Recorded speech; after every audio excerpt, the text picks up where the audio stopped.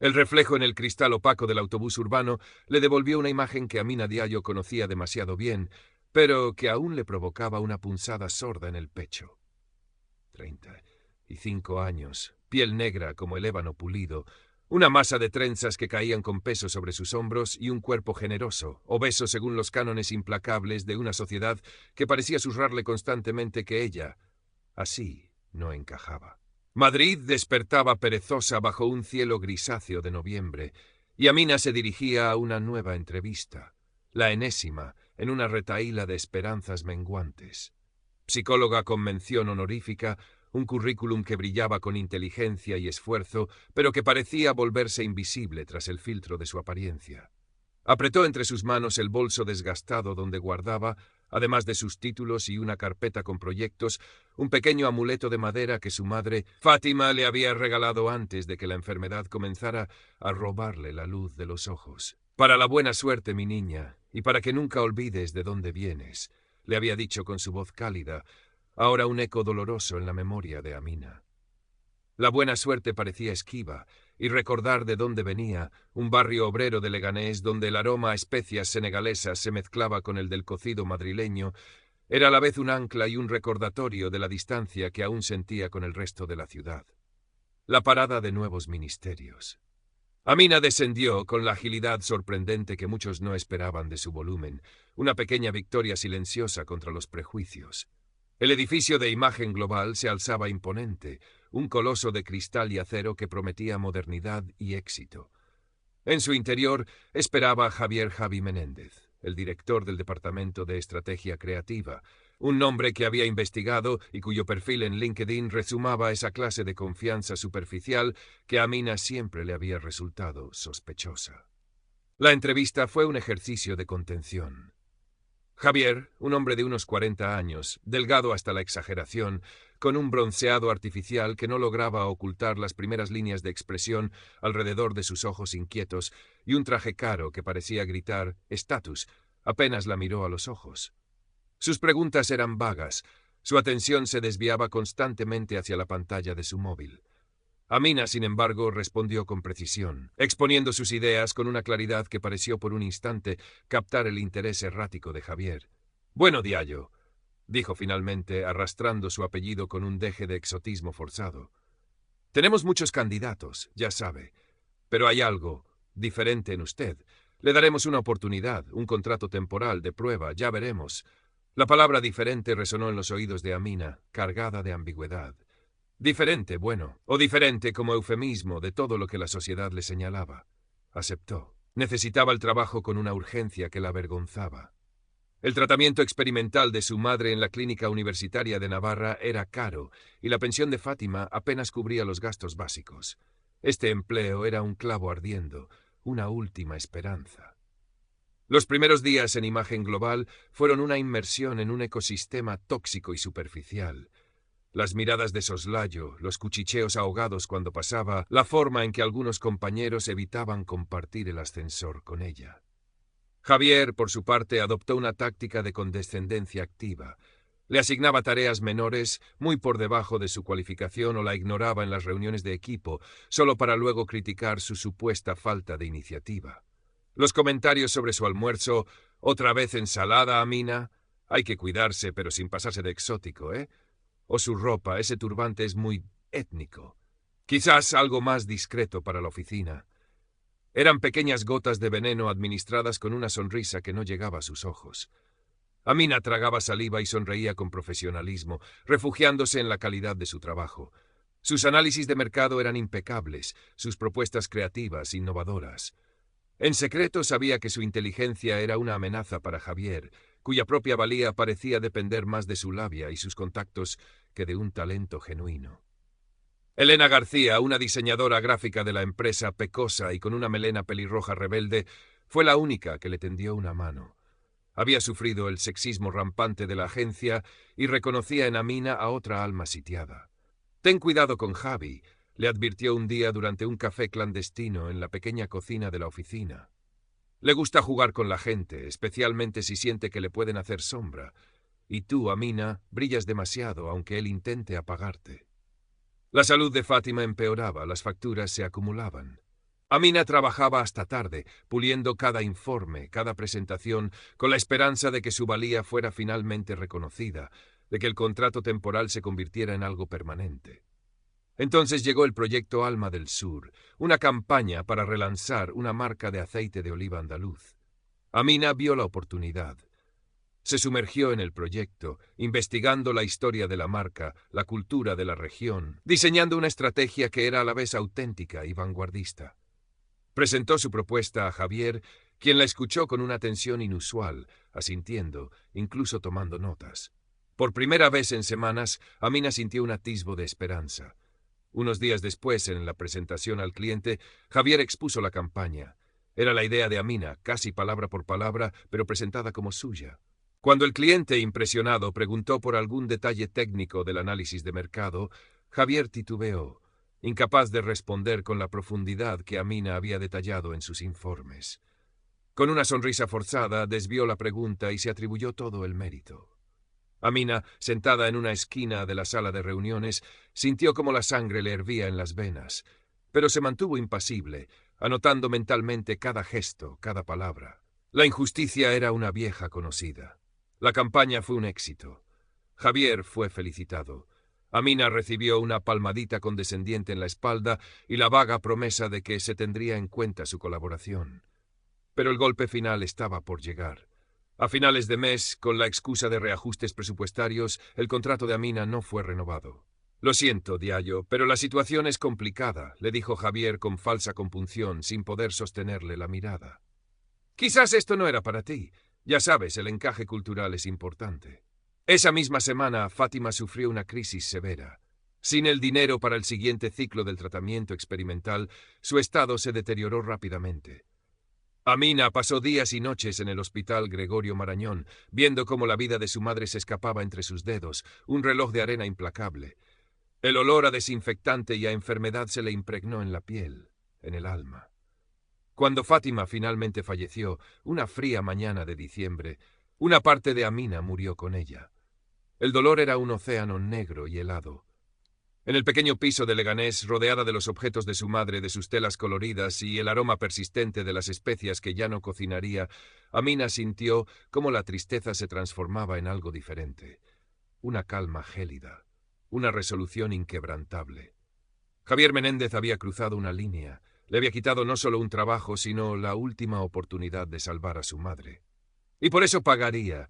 No con violencia física, ese no era su estilo. Pagaría con lo que más valoraba, su imagen, su estatus, su frágil ego construido sobre mentiras y la miseria ajena. Amina encendió su viejo ordenador portátil. Sus dedos, sorprendentemente ágiles, comenzaron a teclear.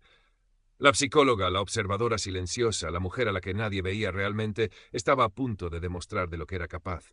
Su mente, su única arma verdadera, se afiló como un bisturí. Los siguientes meses fueron un ejercicio de paciencia y meticulosidad. Amina, desde la aparente invisibilidad de su duelo y su desempleo, comenzó a tejer su red. Primero creó una serie de perfiles online completamente anónimos pero creíbles. Un supuesto exalumno resentido de un máster que Javier había impartido con más ínfulas que conocimientos. Una influencer de medio pelo despechada por un trato condescendiente. Un pequeño inversor que había perdido dinero por un mal consejo de Javier en sus tiempos de asesor financiero junior. Con una disciplina férrea, dedicaba horas a rastrear la huella digital de Javier. Sus redes sociales eran una mina de oro. Fotos de vacaciones en Ibiza y Baqueira Beret que no se correspondían con su sueldo real, alardes de contactos influyentes, comentarios superficiales sobre temas que claramente no dominaba. Descubrió foros antiguos donde se quejaban de su incompetencia en trabajos anteriores, pequeñas deudas olvidadas con proveedores, una tendencia a exagerar sus logros en su currículum vitae online. Amina comenzó a filtrar información de forma quirúrgica.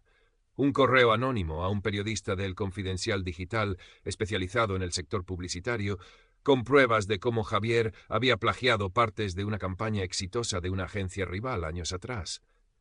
Otro correo, esta vez a la Junta Directiva de Imagen Global, detallando con precisión cómo inflaba los gastos en ciertas cuentas para desviar pequeñas sumas. No eran grandes fraudes, pero sí lo suficiente para manchar su reputación de gestor estrella.